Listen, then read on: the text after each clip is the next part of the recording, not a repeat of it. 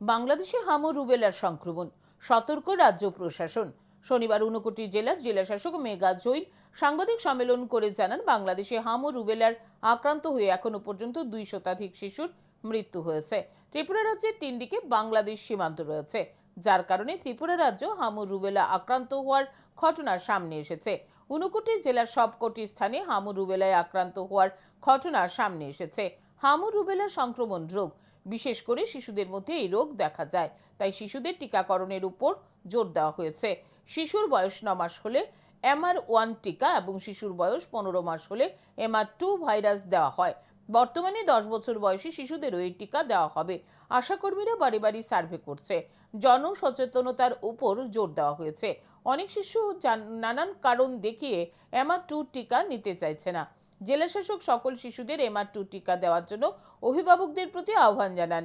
হাম কিংবা রুবেলার কোনো লক্ষণ দেখা দিলে দ্রুত চিকিৎসকের পরামর্শ নেওয়ার আহ্বান জানান অভিভাবকদের প্রতি। সীমান্তে নজরদারির জন্য বিএসএফকে সতর্ক থাকার জন্য বলা হয়েছে বলে জানান জেলাশাসক মেঘা জৈন।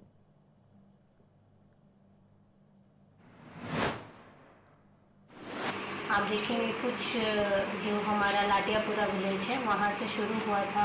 ईरानी पीएचसी में कुछ केसेस आए थे, फिर उसके अलावा जलाई सब सेंटर में कुछ केसेस आए थे और रियांगपारा में भी कुछ केसेस आए थे।